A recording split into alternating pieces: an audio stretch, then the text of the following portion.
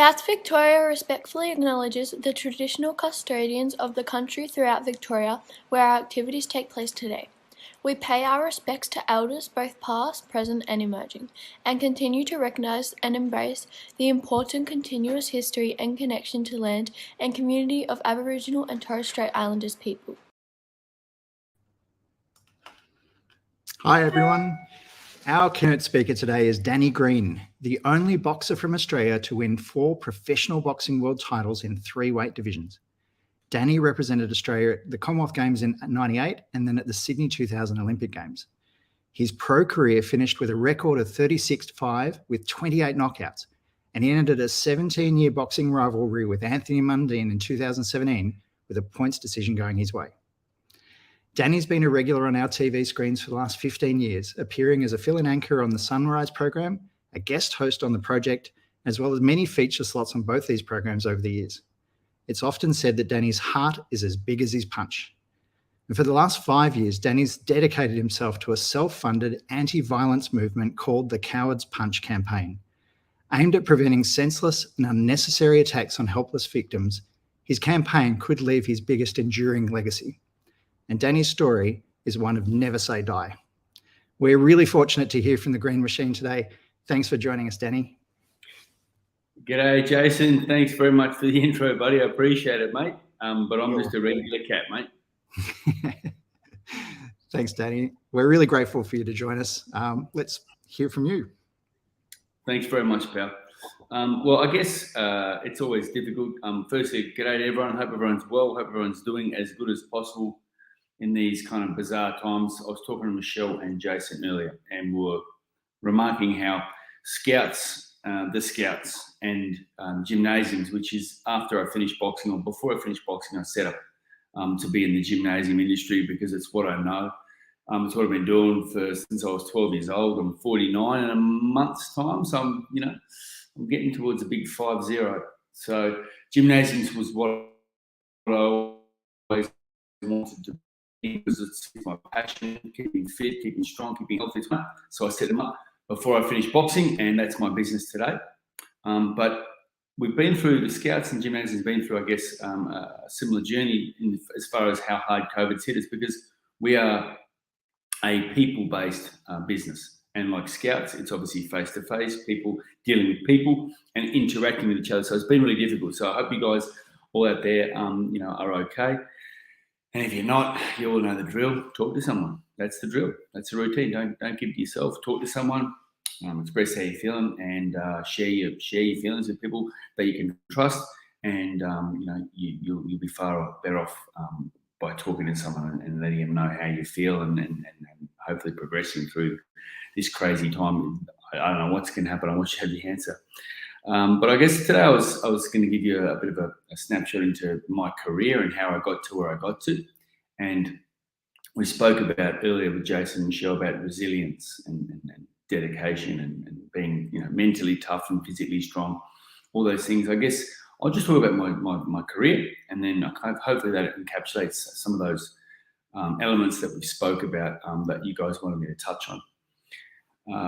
Ever since I was a kid, I always get asked the question, what made you want to be a fighter? Why did you want to be a boxer? And I don't know, because they said, was your uncle a boxer? Was your dad a boxer? Was your grandpa a boxer? Because everyone's got a grandpa that's the army, the featherweight champ.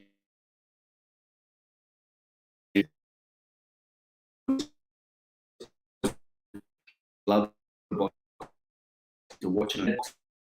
He did it before, but he loved the sport. He loved watching. He used to take me to the pub when we were younger, and park me up on the bar when I'm on PJs, and we watched the world title fights together. I always was captivated by the sport. And then when I was younger, many my vintage and above and around my vintage will know, what I'm talking about. But the only way we got our fix of world sport was on Wild World of Sports on a Sunday morning at 9 a.m. If we wanted to see what was going on around the world in sport, we had to tune in to Kenny Sutcliffe, 9 a.m. Sunday morning, Channel 9. That was it. We didn't have the internet. We didn't really have anything to tell us anything what was going on apart from the newspapers, which as a young boy, you can read the newspaper, or the TV news. We didn't really watch 6 o'clock news because we were out doing things, or Wild Water Sports on a Sunday morning. And I used to see the fabulous four, Roberto Duran, Marvellous Marvin Hagler, Tommy the Hitman Hearns, my favourite, and Sugar Ray Leonard, that golden era of boxing. And they're the guys I used to look at and go, I want to do that. I want to be like that guy. I want to do what he does. But I never really realised that I'd gravitate towards it. But obviously up here was what I wanted to do. My old man was a farmer back in the day, the wheat belt, wheat and sheep, and he ran into drought 3 or 4 years in a row. So my mum came to the city and he started working at Hungry Jack's and then worked his way up there. And 38 years later, he retired. And so for me, I was born in the city, and then he worked with a fellow, a little Burmese guy who emigrated from Burma, him and his family in the early 70s, and met my father when my father was manager at a Hungry Jack store in Innilow in Perth. And my dad gave him and his brother a job because he looked at them like, these guys look like hard workers and good blokes. See how they go. And turns out that he was a boxing trainer from Burma and represented his country, lived in Australia. His four sons who were born in Australia, excuse me, were all Australian national amateur champions. And then I started training with Pat at the age of 18 years old, which is fair to date. But I started kickboxing, had a couple of kickboxing fights, did karate, got my black belt when I was 17 years old. So I was really involved in combat sports, competitive combat sports. But it was boxing that I always wanted to do. So then when I had my first training session with Pat one afternoon, I was hooked and never looked back. I started fighting under Pat, and then won a state title, then went on to win an Australian title, then an Oceania title, and then became the representative in the Australian boxing team for the 98 Commonwealth Games, and then after that progressed to the Olympic Games. But I'll start with my very first fight, my very first amateur fight. People always go, and I had 2 kickboxing fights, but I don't remember them as much. I remember them, but I don't look back at them as fondly as I do with my boxing fight, my first fight, because it was something that I always wanted to do. And I was really, really dedicated and disciplined, and I was so keen to win. I fought this guy, he'd had like 10 fights before me. It was my first amateur boxing fight.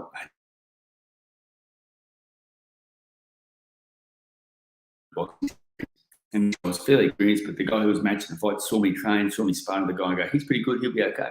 So I put me in this guy and I walked in the ring and I had the robe on. I thought I was Rocky Balboa, the bright lights in there, and got across the ring from me. This guy was a pretty hard guy, a pretty tough guy that I was fighting. And the first round went, in the middle of the first round, he's gone, bang, he's hit me, boom, and nearly knocked me out. And I was knackered, and my legs were wobbling. I couldn't feel my legs from the knees down. I was in all sorts of trouble. And he's sitting there, he's trying to bang, boom, bang, he's trying to knock me out. And I could hear him groaning and grunting with each force that each punch was taking, because he was trying so hard to knock me out because he had me hurt. And it's strange, time stands still when you're fighting. And I remember thinking, as I'm trying to hang on and trying to survive and trying to stay conscious, this guy's trying to hurt me. And then when I look back, of course he's trying to hurt me. It's a fight. But it was just really weird. It was kind of very intimate. The bell went for the end of the first round. I made my way back to the corner, sat down, recovered, got back to business. Round 2, did okay. Round 3, I've gone bang, hit him with a beautiful right hand and dropped him on the ropes.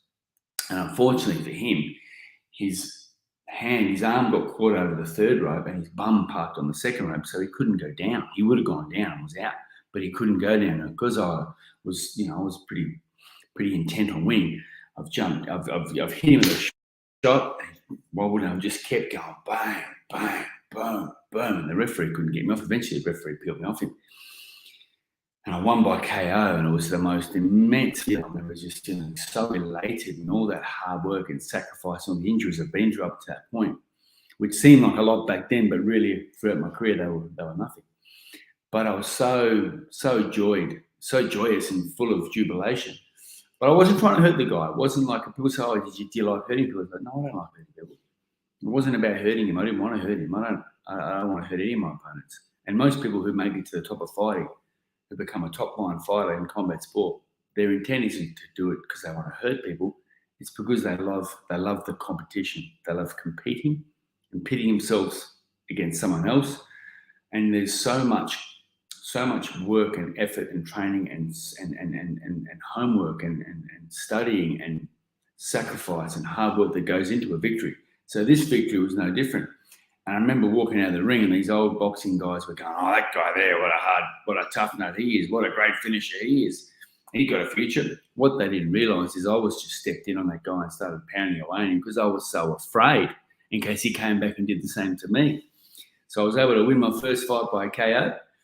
And then from then on, I made my way onto the Australian team and went to the Commonwealth Games and then went to the Olympic Games. And for me, being selected to go to the Olympic Games was an incredible feeling. I remember I got selected at Canberra.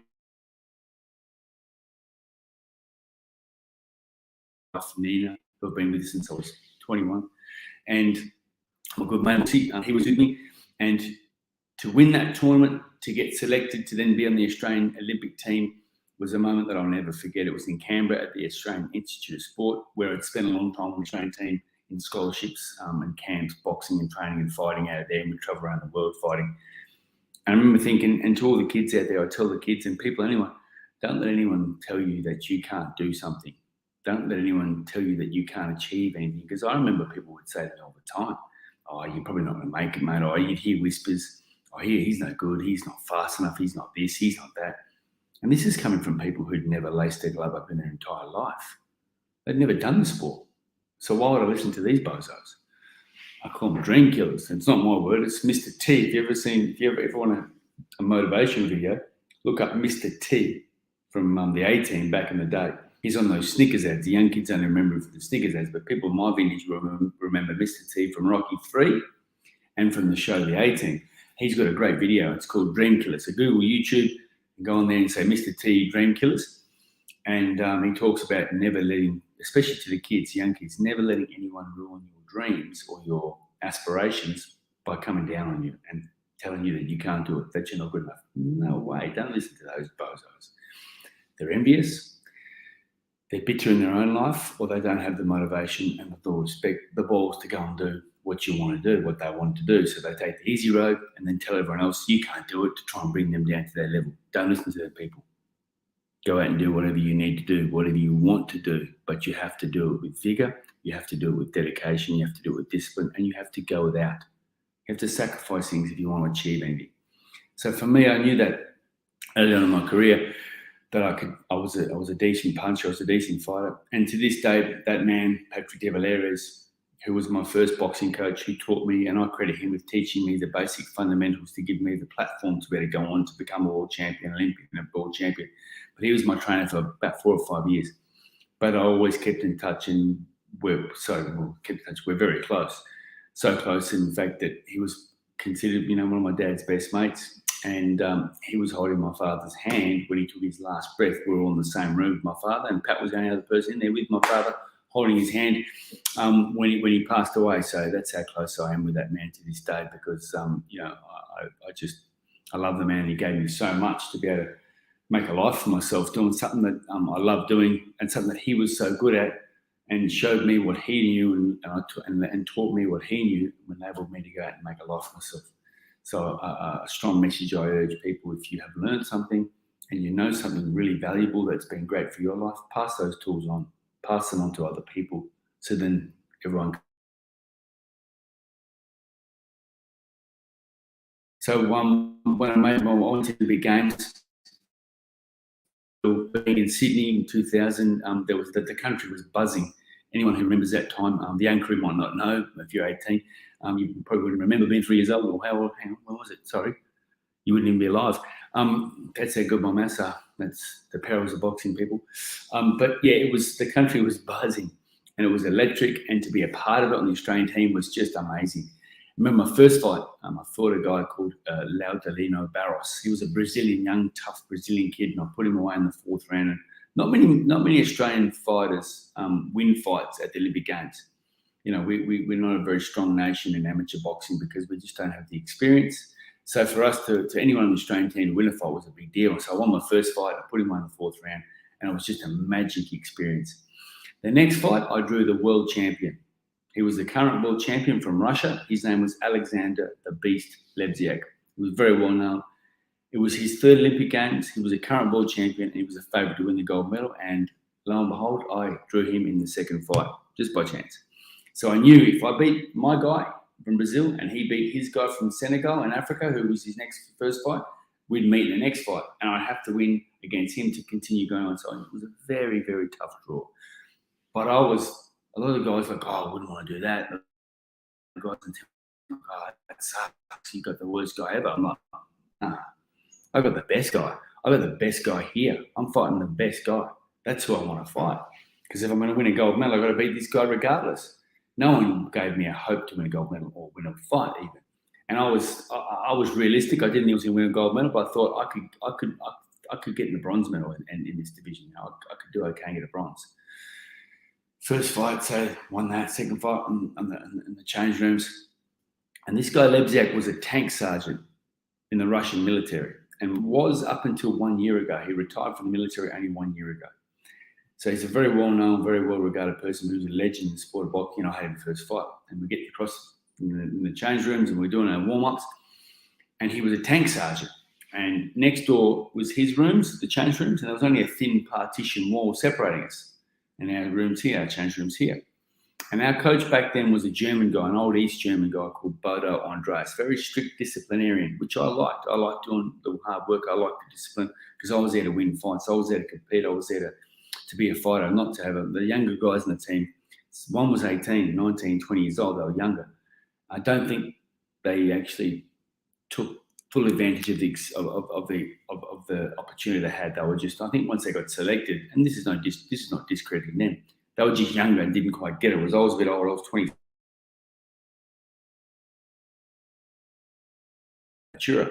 So I knew that I was there to win. I was there to try and win a medal. You know, it was a big opportunity. So then coming up against Lebziak, and he's next door in the change rooms and he's throwing his punches, and the coach, Bodo Andreas, Danny, he had the stick accent. Danny, we must do this. We must move this way. We must move that. We must move this way.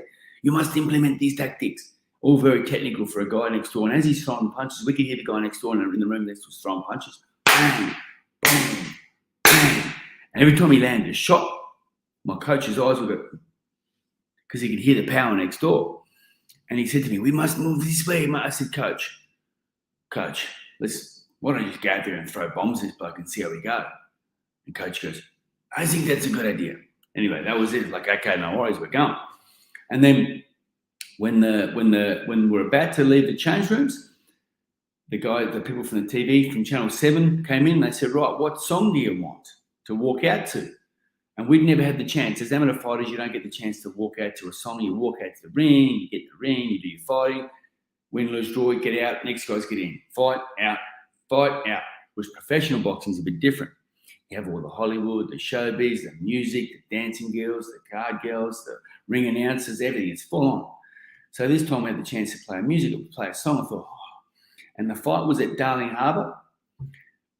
I was the last fight of the night. There were 50 fights that day, and I was the only Australian fighting that day, and I was the last fight of the night. So as Aussies do, they drained the bar. They waited all day to see this Aussie fight. They didn't really know who I was. They just knew I was an Australian fighting a tank sergeant from the Russian military who was a world champion. So they knew that something was going to happen.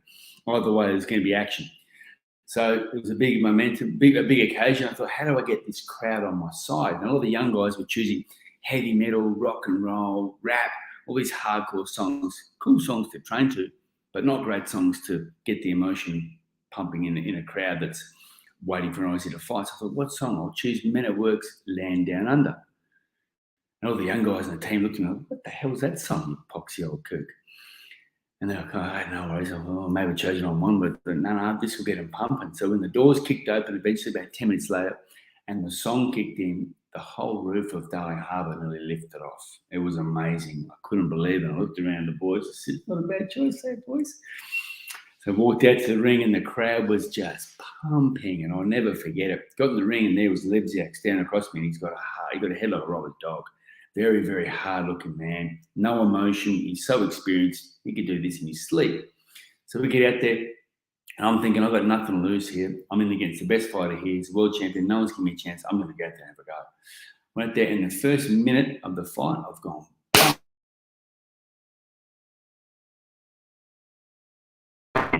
here. And it would have knocked most people out. Most good fighters would have staggered him and dropped him, at least made a ball. This is what he's done. Kind of, oh man, I've just got this guy angry. At the exact time I hit him in the face, I realised that I'd broken my hand. So you can see that part of my hand there. Yeah, it's pretty hard. You see that part there. You see the broken bones in there. If I show you there. So I broke. 2 bones in their hand there immediately. I'm like, oh man, bugger. Went back to the corner after round 1. I was leading the fight, and everyone's jumping up and down, going crazy. Laurie Lawrence is throwing kangaroos in the crowd. He's nearly having a cadenza by now. And my coach Bodo's going, you must use the right hand. We're having great success with the right hand. Then use the right hand. And I was so paranoid because I was a bit concussed, because when you get punched in the head in these kind of fights, you're a bit concussed. And so I didn't really know. I didn't want the doctor or the referee to stop the fight because I had a broken hand. I didn't want anyone to know because I was a bit paranoid.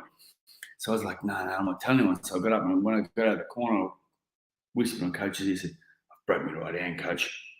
He's gone. He was so deflated and so disappointed. Round 2 started. Boom, I dropped him with a left hook. So I dropped the world champion. He's on his ass, and the crowd is going crazy. It's going bananas, and I'm really, really leading. I'm doing really well, but I've only got one hand. That same round, he broke my nose pretty badly. You see it? It's not looking too good. He broke my nose pretty badly. After round 2, I was still leading. Round 3, he started going, hang on, I better sort this bloke out. He started coming on and doing his work. Round 4, that was it. The referee stopped the fight because he got so far ahead. He started outclassing me. I only had one hand, a badly broken nose, so that was it. My Olympic Games experience was over. But I was so happy and I was so proud. I didn't win the fight, and life and competing isn't always about winning. It's about giving your best. It's about being the best you can be. It's about doing your best. It's about sacrificing up until that point to make sure that you are in the best shape possible to give yourself the best chance to be victorious. But victory isn't always a victory. Doesn't matter. You can have a victory even when you don't win, whether it's a competition or in life, as long as you're giving your best and being the best person you can be, and then trying to help others be that same person. So for me, I was so proud because I took on the champion. I nailed him in 2 rounds, and I gave him the best fight. He went on to win the gold medal, and I gave him the hardest fight by far in the Olympic Games. And it made me realise, you know what? I could turn pro. I could become a world champion in this sport. I'm going to turn professional. So I took a big punt, and I went professional.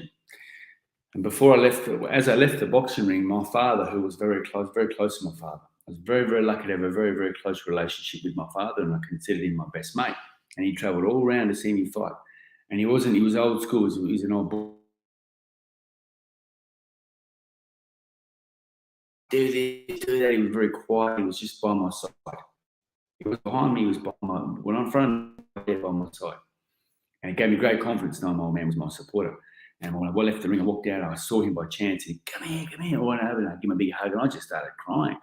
I wasn't crying because I lost. I was just crying because it was so emotional, because it was the emotion built up, and it was, there was fear, there was a bit of disappointment, a lot of disappointment, sadness. There was elation because I'd given the world champ such a big fight. There was pain because of my hand and my nose. So it was a really emotional time, but I'll never forget it, give him a big hug to my old man after the fight.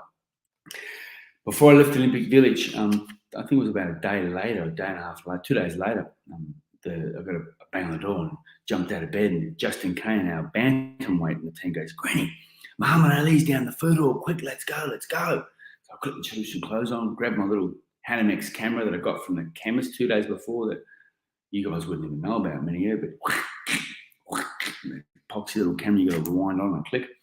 And we didn't have telephones back then.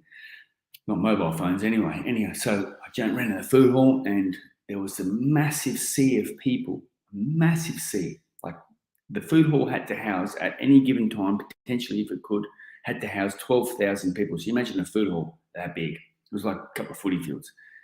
And obviously there was that many people in there, but it was a massive food hall. And there would have been, I'm just guessing, 1,000 people surrounding Muhammad Ali. And it was like he was a white pointer, and there was just a massive sea of pilchards just floating around him. And I was like, oh man, there's no way I'm going to get a chance to see him.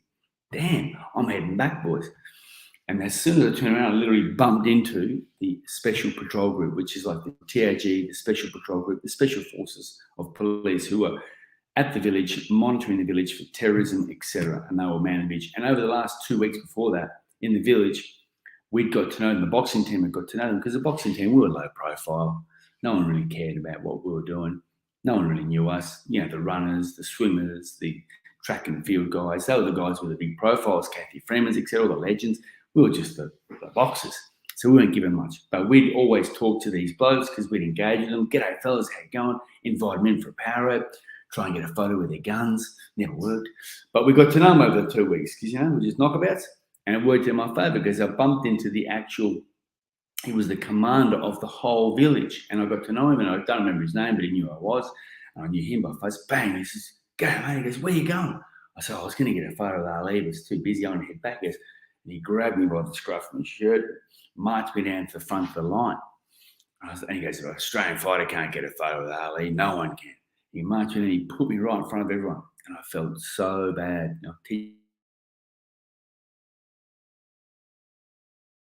Teach them, don't push in, wait your turn to miss out. When it came time to get in, I could feel the eyes in the back of my head, from behind me, like from Namibia and from Bahrain and from Colombia and from Turkey, all burning holes in the back of me because they could see I had an Australian tracksuit on. They knew I pushed in, but they weren't going to mess with Robocop up the front and put me there. And the guy said to me, the guy who was running the show, the manager of Muhammad Ali, or not the manager, the guy who's running this photo session, said, "Hey man, where you from?" I said, "I'm from Australia." He goes, "Okay, you're next, man. What sport you do?" I said, "I'm a boxer." He goes, "Okay." I gave him the camera. I had to show him how to use it because he's been from America. He's up with all the technology. So I gave him the camera and he said, "Why do you do this, man?" I showed him how to do it. I said, "Come here, mate." He used to do it, burn a few shots off, and showed him how to do it. I sat down with Ali. And unfortunately, Muhammad was suffering back then quite badly at that stage in 2000 from Parkinson's disease.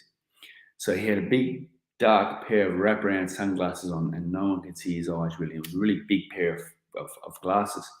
And the poor bloke, he was sitting there and he was just kind of, shaking hands and saying g'day to someone.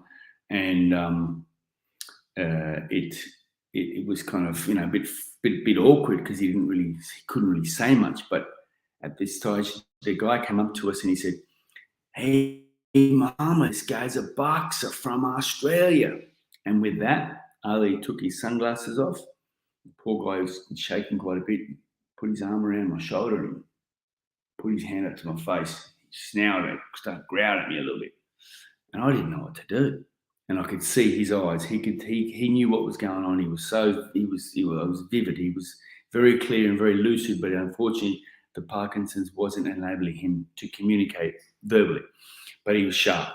And he looked at me, so I've just gone and done the same back to him. And you could hear the guy go, taking some photos. And it worked because I got the best photo with Muhammad Ali. I was so happy. And I didn't know what to shoot. And Muhammad you could tell Muhammad was giving me a bit more time, was trying to communicate with me because he knew I was a boxer. And he was giving me, and he could see that I was just like, oh my God, like everyone was. I thought, what do I say to this guy? And the guy said, "Radio man, time to go." So I jumped up. I didn't know what to say to him. I want to say something that's going to impress Muhammad Ali. Like, I'm the only person in the world that's ever done that. He's probably got it 10 million times. I've just slapped him on the back and gone, "You're the fucking greatest." I went, oh my God, couldn't believe it.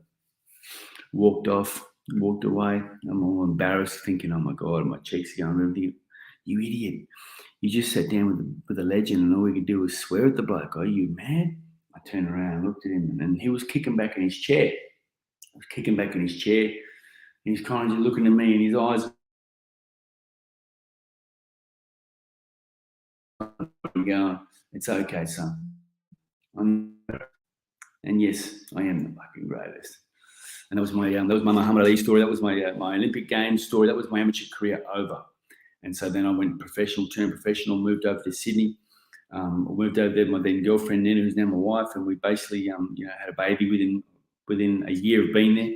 We'd had our first child, Chloe, my daughter, and I turned pro, and all I wanted to do was become a world champion. But I knew that to become a world champion, and I didn't really know, but all I knew that I had to work harder than everyone else. And so in my gym, I was in the gym in Sydney that had probably the best fighters in the country, fighting there with a man named Jeff Fennick, who was a 3-time world champion and a very, very well-known fighter, and he had fighters on TV, and so he had a big setup going, and I was invited to turn pro with him. So it was a huge opportunity. So I moved over to Sydney, started training with him, and it was a very, very competitive nature I was in, hugely competitive. And so the fighters in there were some world champions, some world champion contenders, some ex-Olympians, some overseas, international overseas fighters that would come and stay and train there for a long time. So it was a huge gym to be a part of. And I quickly became known, and I don't want to sound like a hero, but I quickly got a reputation as the hardest worker in the gym.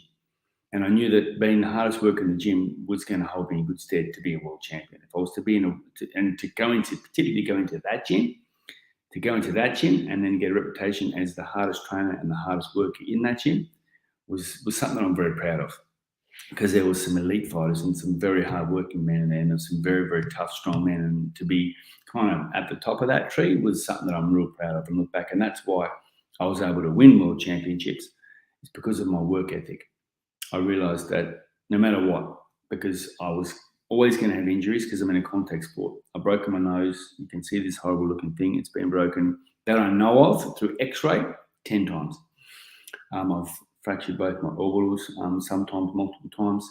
I've fractured my jaw on 2 occasions, had a few cuts, broken, multiple bones in that hand there. I've got plates and screws holding this hand together.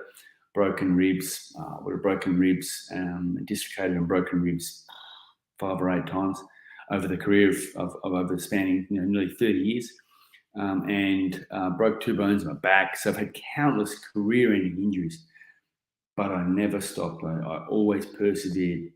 And one thing that I was very, very lucky to have in my career was people around me. I had very good people around me, including from my then girlfriend, who I didn't really know was a motivator. I didn't know my girlfriend was a motivator back then, because she'd give me a hard time about things. I didn't realize she was motivating me. She was a bit too smart for me. So she was motivating me, although she was criticizing me. When I say criticizing, I thought she was criticizing me, but she was motivating me. But I was so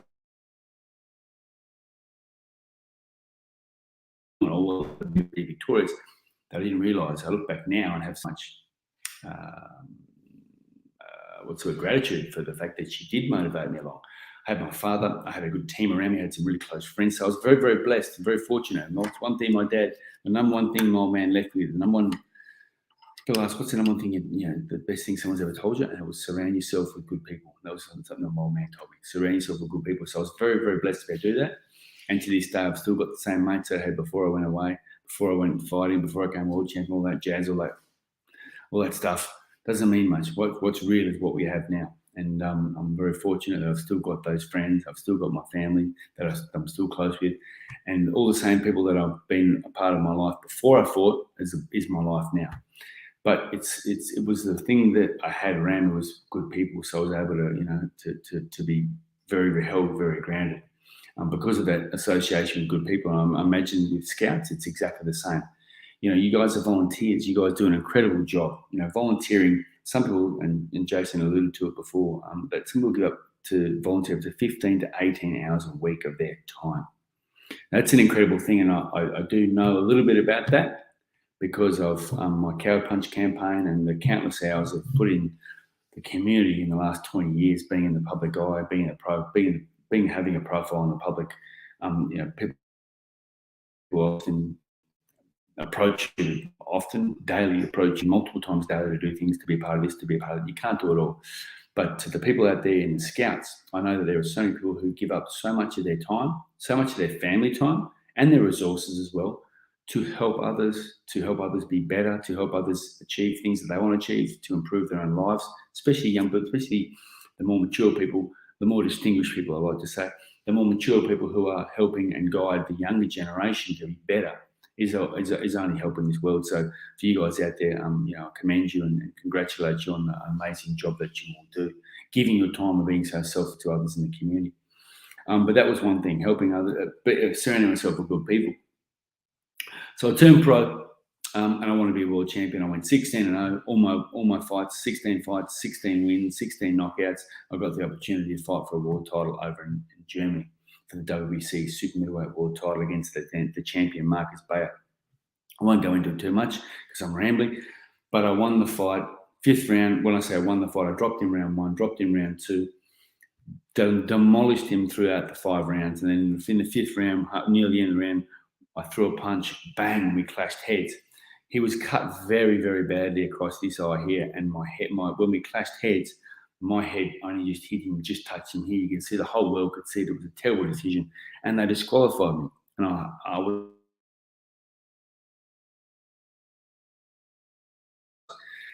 to qualify. And all those years and give up all those things, went without going out with my mates for so long, went without partying, and all the things you do as a young bloke and young boy, young person. I just want to be a world champion. I just want to be a fighter. That's what I do. And then for that one moment to have it all taken away was just so frustrating, so deflating. And it was corrupt. It was wrong. I should have been the world champion. You should have been celebrating. You should have held these things, happening in the future. And unfortunately, it didn't. And I was so disappointed and so upset and so sad. But then I was like, you know what? I had my dad, my mum, my girlfriend, my brother, my sisters, my mates, all with me. They were over there in Germany with me. It's like, well, I really don't have much to worry about. I'm fine. This is no big deal. It was a big deal, but like in the big scheme of things, I put it into perspective. Then when I flew home, flew back to Australia, and there's my 1.5-year-old daughter, Chloe, ran up to meet me at the airport. And at that moment, when I grabbed her, everything, all that anguish disappeared. It's like, man, life's good. And that's how you got to deal with things. You just got to put it in the rearview mirror and move forward. Not everything's that easy, I understand. This is a lot different. I wasn't suffering a terminal illness, so it was a lot easier to deal with. But for me, at my stage in my life, it was a very difficult thing to deal with because it was everything. So I just put in the rear vision mirror, moved forward, and then won the world title in my very next fight over in Montreal against the champion, Eric Luca, for the WBC Super Middleweight World Championship. So for me, having that mindset of dealing with it and shelving it, so not just shelving it, but dealing with it, taking care of the emotions and then putting it in the past and going, right, it is what it is, it's done, it's over, move forward. That was what enabled me to become victorious and to go through so many ups and downs throughout my career. I had so many ups and so many downs. I had some highs, some lows, back up, back down, back up, back down. But through that was a constant. And that constant was my family. That constant was a good friendship group. And that constant was having a very good base. I was very, very fortunate. Very fortunate. And not everyone's this fortunate to meet someone in their life that enables them to stay grounded and to keep their head out of the clouds. And that was my missus, and also my father and my brother and my family around me, and my mum, the main thing was I just never wanted to disappoint them. And I did. Obviously, at times I made plenty of mistakes. I'm not a saint. I'm not perfect. I made plenty of mistakes that I'm not happy with, and some of them I'm ashamed of, and some of them I'm embarrassed with, but I'm a human being. And so I was very fortunate to have, a partner in my wife and also my family that I was surrounding myself with, that throughout the ups and downs, I was able to stay level because of those people. And not everyone's that fortunate, and not everyone's in the same position. So for those people who are in that position, it's very difficult. Sometimes when you're at a low point in your life, it's very, very hard. And my advice would be to reach out to someone, talk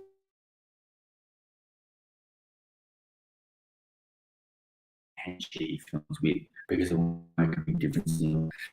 For me, those ups and downs, the number one lesson I need to have, the number one lesson I think that I had was hard work. Hard work was everything for me. I was a tireless worker. In fact, I often overtrained. I sacrificed many things. I went without a lot of things to make sure that I was in the best shape possibly that I could be in as a fighter. Because fighting, people think you just go in there, you throw the hood on, go for a run in the morning, come back, eat some raw meat, then go in the shed, punch a carcass that's hanging off the shelf, and then have an egg milkshake and do it all over again. Boxing is a very, very different sport. It's a game of physical chess. I want to try and make that person do what I want him to do. I want him to throw. So I'm going to do things to make him throw a punch at me, so I can then react and counterpunch. I can read what he's going to do and beat him to the punch. It's a very scientific game with a lot of preparation. Preparation is your key. So you're planning, you're preparing. It's like, I might go into one boy with examples, but for me, the number one thing was working hard and being dedicated and following everything to a T. So old sayings, all cliches, don't leave any stone unturned, etc., being 100% prepared. But it's absolutely true. If you want to be victorious or you want to be successful at anything, and like I said, it doesn't mean winning a world title or an AFL premiership or being the biggest business in the world.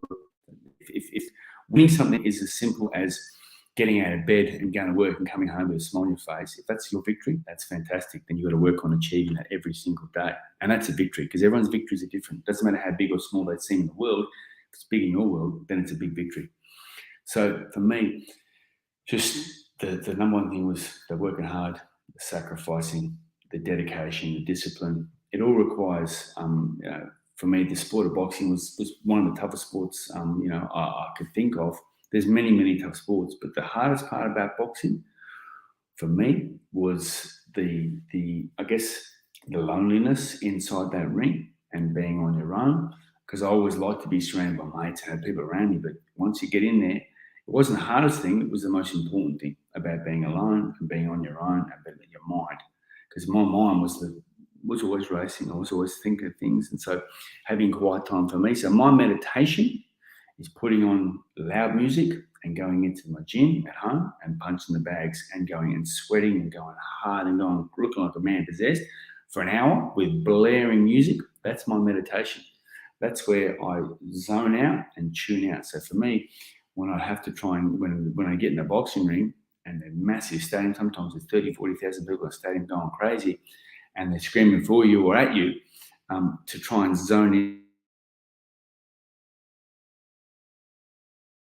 I was always such a space cadet, I worked it out in the end, and that was probably in the end was my strong point. I worked on that thing. It was difficult and became probably one of my biggest strengths. So I finished my career on a victory, which was a great thing. I'm sure at the end of this, I'm going to get asked some questions to talk about. If anyone's got any questions, feel free to ask me some questions. But I'm sure that the Anthony Mundine, the rivalry with Anthony Mundine is going to come up, and I'm sure I'll answer that question about that. I wouldn't go into it because it takes too long to talk about. But I was very fortunate to win world titles and lose world titles in my career. But for me, it was always about trying to stay as the bloke I am to this day, and then give back to the community. After I've been doing the cow punch since I started the cow punch in 2012. I realized why I started that. It's like, I was just tired of seeing people getting hit. I was tired of seeing people getting killed for no reason. I hate seeing CCTV footage or footage on the news from YouTube or whatever. I hate seeing people get knocked out. You see it, the person gets knocked out full face first or full behind, and people enjoy watching it for some reason. I've always hated it. I've always hated seeing it, and I've found that people who do that are just cowards and they're weak. They're not tough. There's nothing tough about it. Remember I said before, most top-line fighters, we don't go there to hurt people. We go there because we love the competition. We want to compete, but our aim is to not hurt anyone. And especially, unnecessary street violence is what I'm campaigning against in the cow punch campaign. So if I can save, and I know it's saved lives because we've changed in 12 years, changed the vernacular. So now it's been nearly 10 years it's been running, and we've had government funding because no one gets paid. I don't get paid a single cent to do it. It's all volunteer. It's all for love. It's all to try and make a difference. So when my son goes out into the big bad world when he's 18, hopefully it can be a safer place for him and his mates and everyone in the world. But it's going to take a long time because it's not going to go anywhere. And violence is always going to be a part of our society, but it's trying to influence the people who think that violence is cool, to try and influence them and tell them there's nothing cool about it. No one respects it. You're a coward, and no one wants to be branded a coward. So that's the Cow Punch campaign that I've been dedicated to for nearly a decade now. Like many of the volunteers and scouts, there is light at the end of the tunnel, and hopefully can make a big difference, and hopefully I can leave a legacy. And it's not about leaving a legacy, but hopefully I can leave a legacy and that legacy is reminding people that there's nothing tough about being unnecessary street violence. Sometimes you've got to fight. Sometimes there has to be an altercation. I get that, but most of the things I'm campaigning against can be avoided. And it's up to us. It's up to each and every person to, if we're out and about and you see your friend about to start something, grab it and let's wake up tomorrow, and have a good day. Not go, oh my God, what have I done? What am I doing? I'm in so much trouble. Or I've hurt someone. Or you could be breathing out a tube yourself in a hospital, being kept alive on a machine because you made a wrong choice or said something silly to someone, and they were the scumbag that thought they whacked you. So it's all about sticking together, coming together, and helping each other make the right decisions in the future. So Hats off to you, Danny. That's an amazing campaign, and you genuinely have changed the vernacular around, the terminology we use for that type of violence. Been incredibly successful in influencing the media as well and the way they report that type of crime. So you've made a huge difference. And congratulations on that. We're running into the 1:30 mark, and I just want to remind people that you're welcome to head off to your next session. But if you'd like to stick around for a couple of questions, we've got some lined up for Danny. I guess I'm going to open with the first one, which would be, what moment of your amateur or professional career would you most want to relive if you had a time machine and go back and experience it again, Danny? Winning the fight that got me selected to represent Australia in the light heavyweight division against this very, very tough American Samoan. That would be the one when I put him away in the third round. I won by knockout, and then the referee raised my hand. It was it. I knew it was over. I remember the referee doing that one. It's over, and that's like, I'm actually going to be going to the Olympic Games. This is a weird one. But I was, because everything goes so fast, everything just moves so fast in a fight. I would always take the time to reflect on what I just done after a fight, where it be in the hotel or the change rooms at the AS or at my dormitory, in the shower on my own. It was only until when everything's over, having a hot shower, and, washing myself off, getting all the stuff off me, and just having a shower.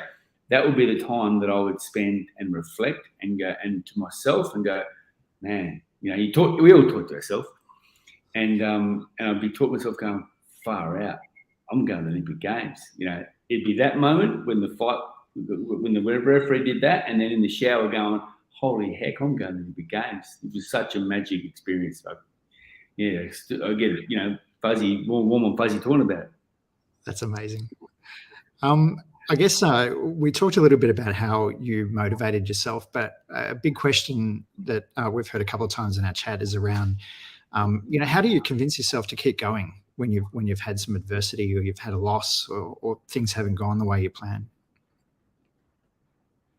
For me, it was just I didn't realise that I look back now and realise that I was extremely driven. But I didn't actually realise it when I was doing it. People were going, what are you doing, mate? You get a broken hand. I got fought with a broken jaw and a broken nose and a broken hand in one fight and kept fighting and won the fight. I fought, many, many times with broken bones. I had broken ribs 5 weeks out from a fight. I prepared for a world title in Germany, the second world title in Germany. For 5 weeks, I had a broken nose, so black eyes for 5 weeks. Because it obviously wouldn't go away, and I had to keep getting punched in the face. We did our best to get a nose protector, a nose guard, but it was extremely painful. We go, why'd you do it? And I look back now, I didn't know then, but I now know that I was prepared to go above and beyond to be victorious because I was so driven. My goal was to become world champion.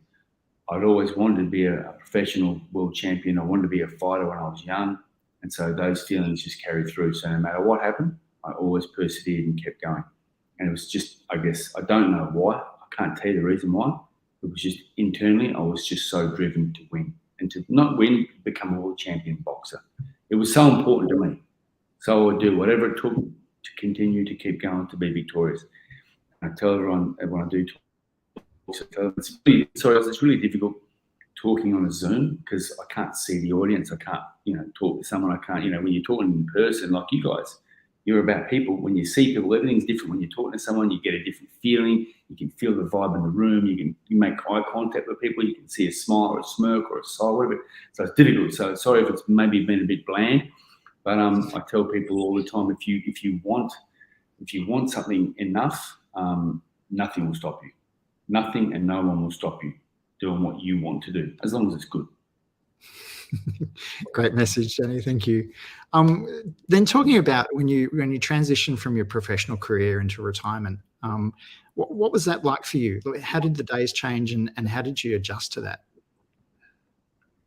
I guess, Jason, having time off in between fights. So it wasn't like an AFL career or an NRL career where you have a very long season and then a small break in a pre-season. So So those small breaks in between pre-season and season for team sports, those small breaks for me were, I'd have long breaks, then a training camp. So a training camp for 8 weeks, 10 weeks, then a break for 2 or 3 months. And training camp, break, and then you get injuries. You might have 3 months off, 2 months off with a broken bone, needs to heal. So there was a lot of downtime. So in between those times of training for fights and preparing for fights, I had a lot of time off, so I was able to transition during those times. So that's why I had to keep myself busy. And my old man told me early on, he said, mate,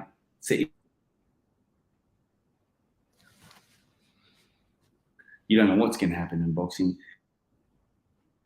What do you want to do? What do you want to do after boxing? Start setting up why you're boxing, why you're doing it now. So I was able to do that. Took his advice and did that. And it was the best thing I did because it gave me, when my fighting actually officially finished, I was able to put my focus and energy and resources into something else. Brilliant. I guess I've got a bit of a bonus question here, and that is like, as you've been gesticulating during our video, people have caught sight of some of your tats. So we'd love to know, is there any particularly special tats that have deep meaning to you that you're willing to share? Or Sure. Well, they're on display, aren't they? Yeah. But that's my boy. That's my boy Archie. And that's his hand. That's his handprint. You might be able to see a bit closer there. Yeah. So that's his hand like slapped on. So I woke him up one day when he was 3 years old. Before he went to 4 years old, before he went to kindy, he said, maybe there was some paint. I said, mate, get your hand, put your hand in the paint and then slap it on that. So he's like, he woke up going, yeah, we're getting messy and dirty already. It's going to be a good day. Bang. And then took that to us and he put that on there and that was it. That's my daughter, Chloe. And that's her hand in the colour. That one there,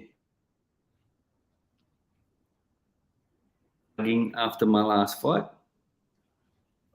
That one up there is an Olympic tattoo of the flame and boxing gloves, Olympic rings. I got some other ones around there, but they're the ones that are the most important to me. You know, they kind of mean something. They mean a lot to me. Mean everything to me. People say, you get a tattoo over here or this part of the body, it doesn't hurt. I'm like, that's ridiculous. Imagine having thousands of needles poked into you for hours and hours and hours. Of course it hurts. People say, where's a good place to get a tattoo that doesn't hurt? I said, nowhere. They all hurt. It's relative though. I mean, you've probably been through some slightly more painful experiences than sitting down for a tat though. A little bit, yeah. Yes.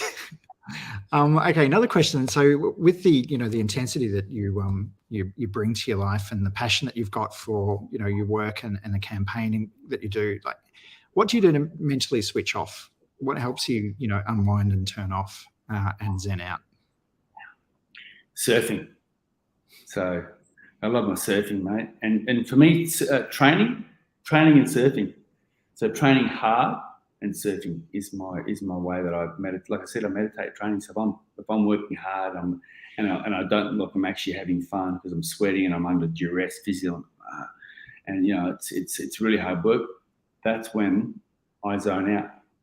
My mind switches off, and I go into a breathing pattern. So because I have to breathe, I have to go into a breathing pattern to try and recover in between rounds, in between exercises, in between sprints, whatever it may be. I get my breathing. So for that whole hour, because meditation really is about breathing, all that kind of stuff. Well, for me, I get in the same zone by breathing, by having my breathing, my heart rate racing, and then trying to decelerate my heart rate. That's my meditation, because I have to meditate almost to bring my breathing down, to control my breathing, to bring my heart rate down. And that's what I did for 25 years as a fighter.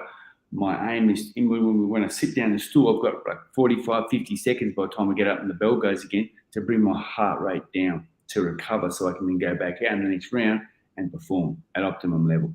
So my meditation now, Jason, is working hard, but controlling my breathing and then going for a surf. And when I'm surfing, especially when it's bigger, I get my breathing pattern going. I just focus on breathing. So if I'm breathing and my pattern of breathing is good, I'm essentially meditating while moving. I can then perform better, catch more waves, and recover faster for me, I do meditate, but it's